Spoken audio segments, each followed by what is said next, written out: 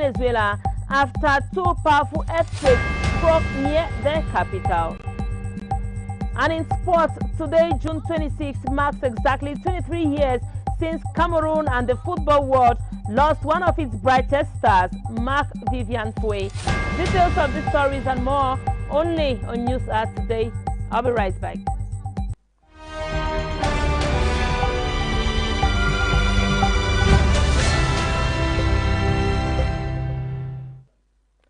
Hello there, you're welcome to the weekender edition of News Hour. My name is Frida Leina for presentation.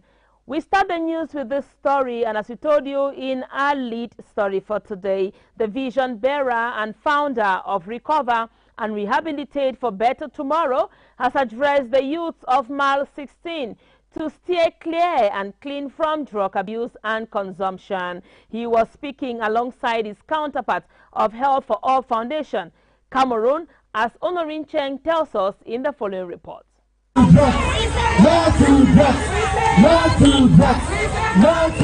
Civil society organizations in Buea, Southwest region, have merged efforts to combat drug abuse and drug consumption amongst the youthful population of Mile 16 and its environs, given that drug consumption has eaten deep into the fabrics of youths in the Southwest region and Cameroon in general.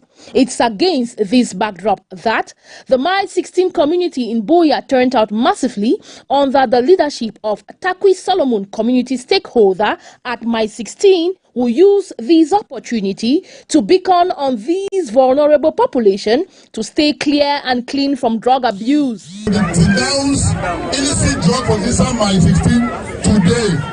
Even the United Nations know this day. Cameroon government know this day. So now when we talk of Mile 16, we must celebrate this day. And this day I say we will stop all bad drug from Mile 16. What is it? G. Lucas, on his part, through the Recover and Rehabilitate for Better Tomorrow organization, has admonished the youth to come out by denouncing dealers. Other associations of Mile 16, where even this today as we talk, they too don't go out or fight against this struggle for rehabilitate them. And that is why when we Recover and Rehabilitate for Better Tomorrow, we see how we can solve this problem. We will decide to go work together in the community. We will work with Livestock. We will work with the Cameroon Human Rights Commission where now we apply, now we are Mami. The Health for All Foundation Cameroon, under the stewardship of Nze Rigobert Ba, also targeted this vulnerable population, asking them to say no to drugs. So we don't stop drugs, but we try to educate our young ones when they come up for our back tomorrow. Say we don't pass through, our no one to pass through the same. The sensitization took part on the occasion of the International Day Against Drugs and the Illicit Trafficking, commemorated every 26th of June yearly.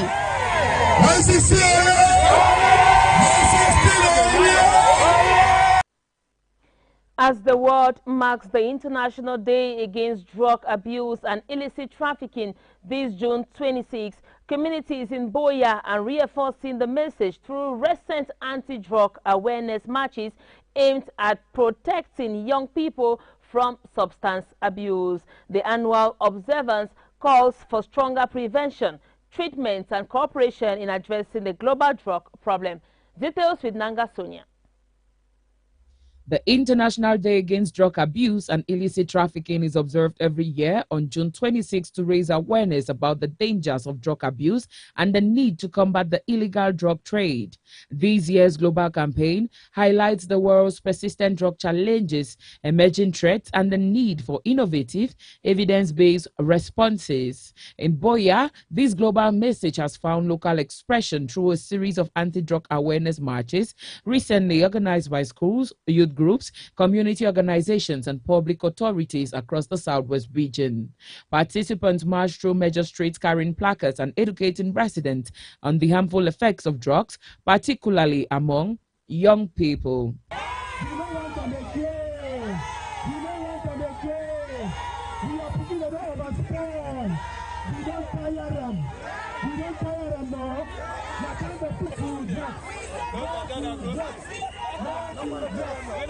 The campaign comes at a time when concerns are growing over increasing drug use among youth, with experts warning that substance abuse contributes to crime, school dropout, poor mental health, and family breakdown. Recent awareness marches in the Southwest serves as not only a call to reject drugs, but also as an appeal for parents, teachers, religious leaders, and the wider community to work together in prevention, early intervention, and rehabilitation for those affected.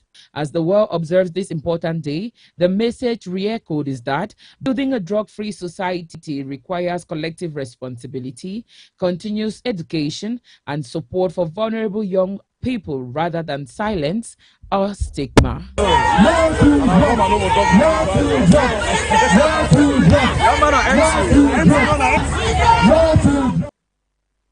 On to other news, the Board of Directors of the Cameroon Opportunity Industrialization Center, OIC Boya, have met for their first ordinary session of the year 2026. The session that looked and deliberated on the financial and administrative report proved satisfied.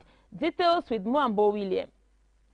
The Board of Directors meeting that took place last Thursday, June 25th, at the board room of the Cameroon Opportunity Industrialization Center, COIC, brought together gentlemen and ladies of diverse walks of life.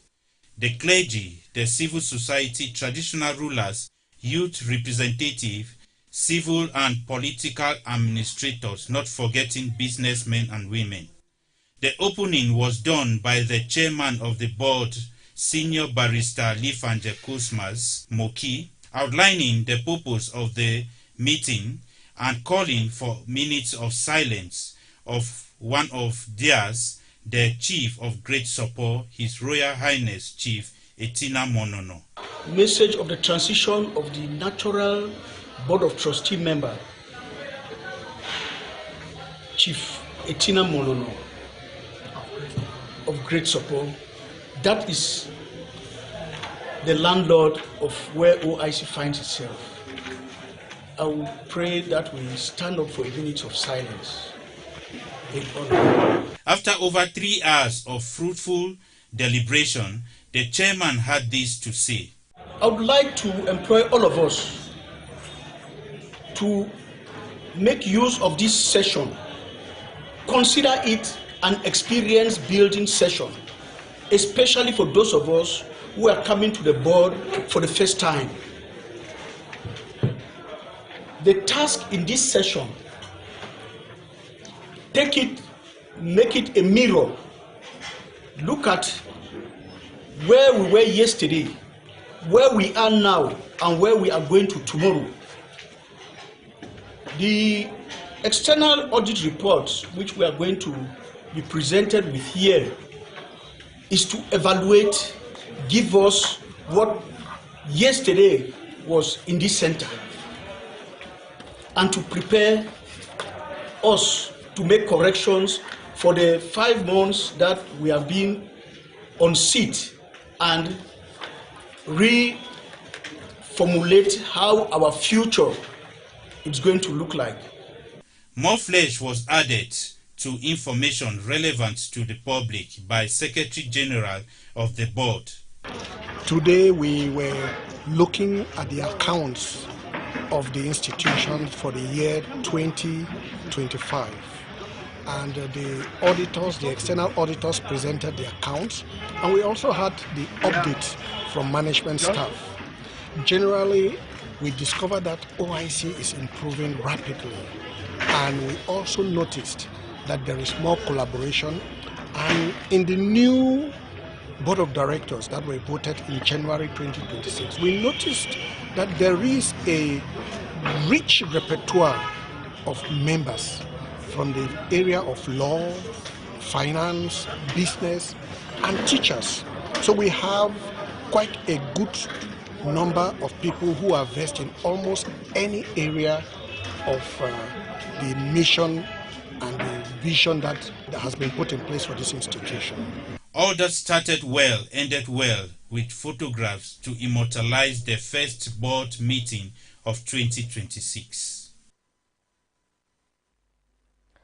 The African Institute for Mathematical Sciences, AIMS Cameroon, has graduated 62 students from 2 separate cohorts for the 2025-2026 academic year. Honorin Cheng says the students were trained in data science and analysis, leadership programming, and entrepreneurship, amongst others. The Cameroonian job market awaits solution providers charged to bridge the development gap. Details in the following report.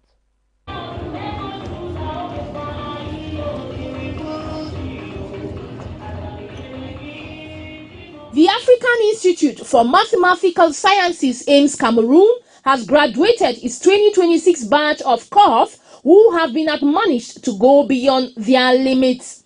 While 45 students were part of the 23rd cohort of the Structured Master's Program, 17 were amongst the 6th cohort of the Cooperative Master's Program. Besides being a hub of excellence, the center president of AIMS Cameroon acknowledges that out of the 17 students sent out on internship, 10 were retained by the respective institutions. Our students are trained to master data science, to be able to analyze data for better solution, to analyze data to propose solutions. Sometimes it can be on mathematical models.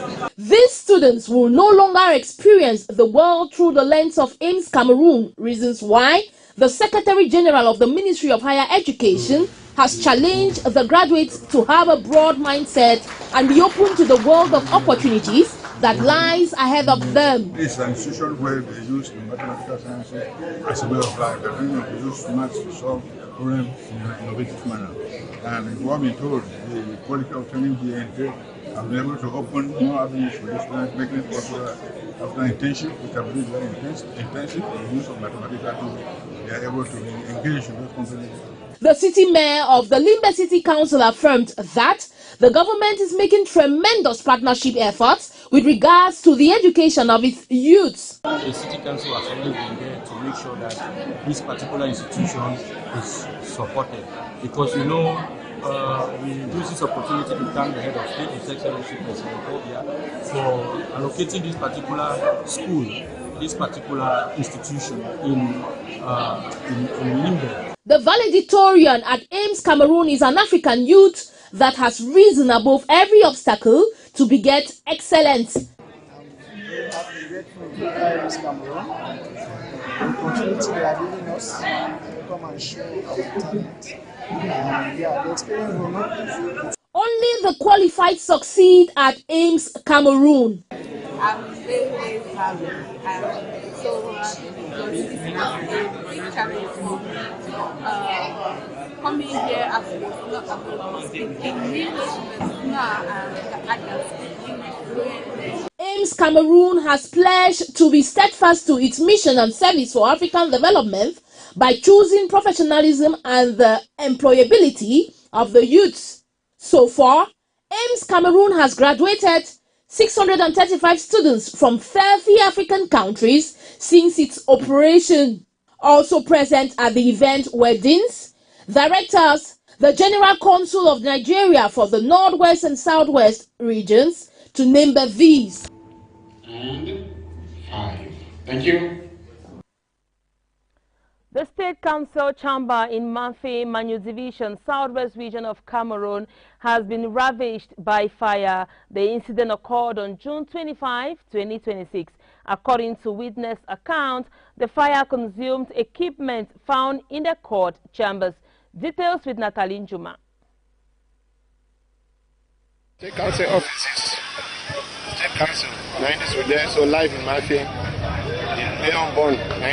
The fire that broke out in the early morning period of June 25, 2026, consumed everything in the chambers of the Manfe State Council within a short period of time. State Council offices. State Council. 90s were there, so live in Manfe. State Council is. Office furniture, computers, printers, and shelves of administrative and judicial documents were reduced to ash as recounted by eyewitnesses. The destroyed records included active case files and other materials essential to ongoing prosecutions in the Manu division.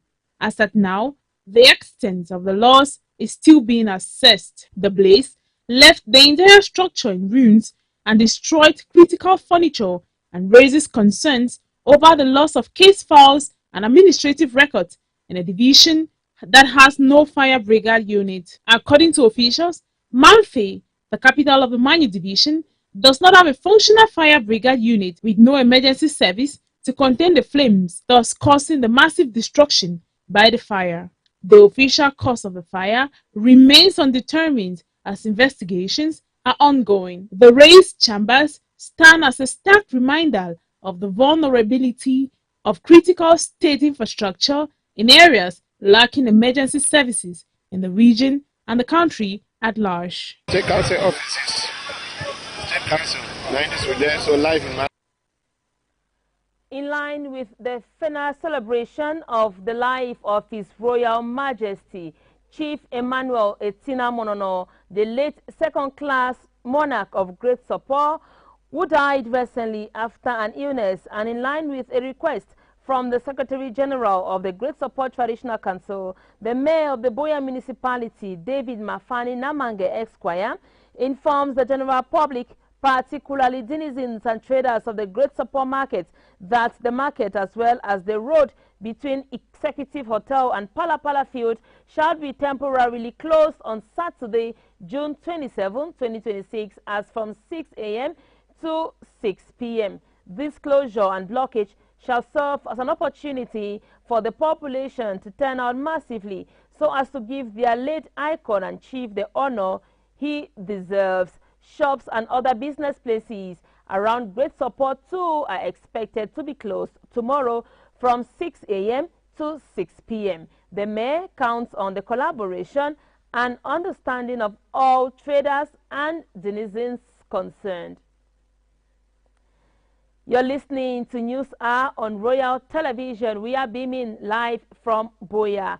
And in foreign news, Nigeria's Senate has approved a constitutional amendment bill that would allow the creation of state police forces, a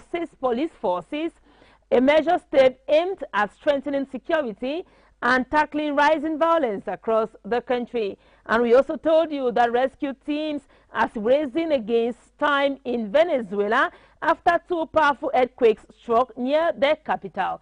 Details of these stories and more with our foreign desk correspondent, Nanga Sonia. Nigeria's Senate has passed the landmark bill seeking to establish state police services, marking a significant shift from the country's long-standing centralized policing system. If enacted, the constitutional amendment will allow each of Nigeria's 36 states to establish and operate its own police force alongside the federal police. The federal police will continue to handle national security issues such as terrorism, border security, and organized crime. Supporters of the reform, including President Bola Tinubu's administration, say decentralized policing will improve intelligence gathering, strengthen community policing, and enable faster responses to growing security threats such as kidnapping, banditry, and communal violence. However, critics have expressed concerns that state governors could misuse state police for political purposes. To address these fears, the bill includes safeguards intended to protect civil liberties and prevent abuse of power. The proposal must now be approved by at least 2/3 of Nigeria's state houses of assembly, receive final assent, and become part of the country's constitution. The World Health Organization has begun testing two promising treatments for Ebola in a new clinical trial designed to identify more effective ways of treating the deadly virus. The trial will evaluate the safety and effectiveness of the experimental treatments in patients infected with Ebola during future outbreaks. Health experts say the research is intended to build on lessons learned from previous epidemics and expand the range of available treatment options. World Health Organization says the study is part of ongoing ongoing international efforts to improve preparedness and ensure that countries can respond more quickly and effectively when Ebola outbreaks occur. Although vaccines and some approved therapies have significantly reduced Ebola-related deaths in recent years, the organization says continued research is essential to improve patient outcomes and address emerging strains of the virus. The findings from the trial are expected to help guide future treatment protocols and strengthen global efforts to combat one of the world's most dangerous infectious diseases.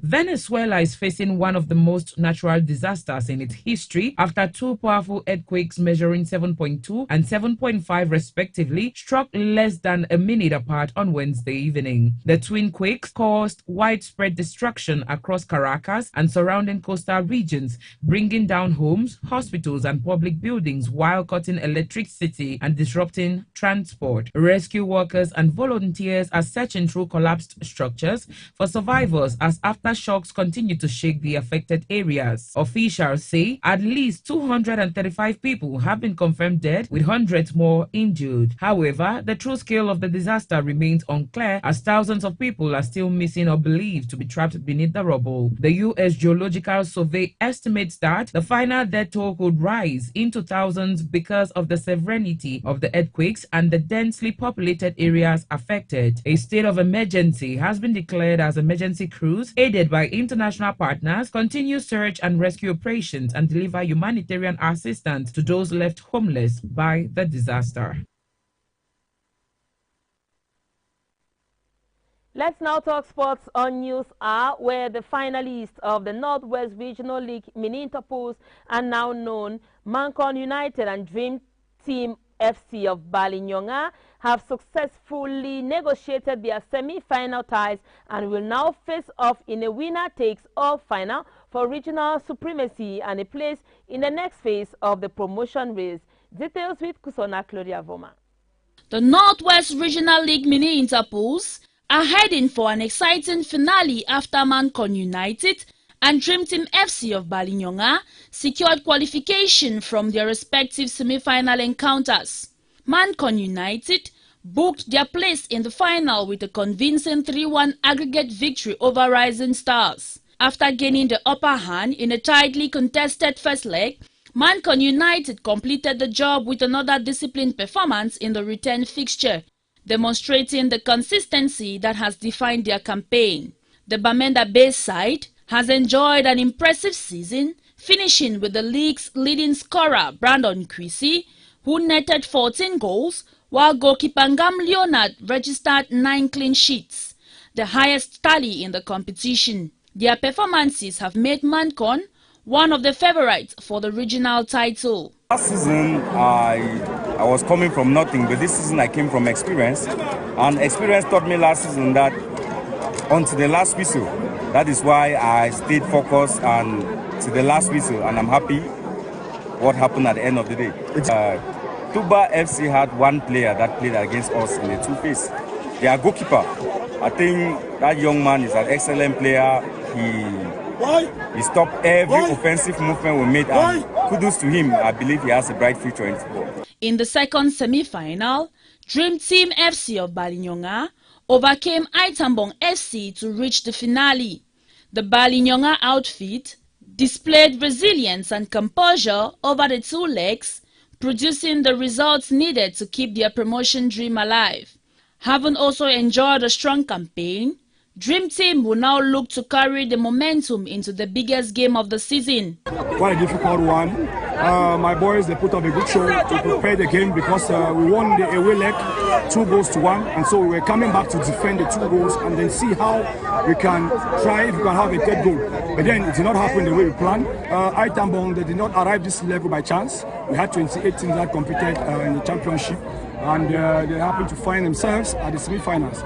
It was a very good team, a solid team we met today. I think it's a good team to write home about. With both teams enjoying excellent form and boasting quality on both ends on the pitch, the stage is now set for a thrilling Northwest Regional League finale.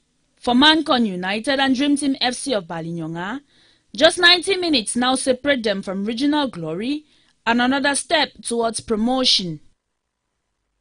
And still in sports, Today, June 26, marks exactly 23 years since Cameroon and the football world lost one of its brightest stars, Marc Vivian Foe. The indomitable Lion collapsed during a FIFA Confederations Cup semi-final against Colombia in France on June 26, 2003.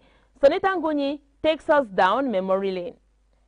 Marc Vivian Foe was more than just a footballer. Renowned for his strength, tireless work ethic, and commanding presence at the midfield, he represented some of Europe's biggest clubs, including RC Lens, West Ham United, Olympique Lyonnais, and Manchester City. For the indomitable Lions, Foe earned 62 international caps and played a pivotal role in one of Cameroon's greatest football eras. He helped the national team lift back-to-back African Cup of Nations titles in 2000 and in 2002, and proudly represented the country at 2 FIFA World Cups. His life was tragically cut short on June 26, 2003, when he suddenly collapsed in the 72nd minute of Cameroon's Confederations Cup semi-final against Colombia in Lyon, France. Despite desperate efforts by the medical personnel to revive him, Foe passed away at the age of just 28. Medical examinations later confirmed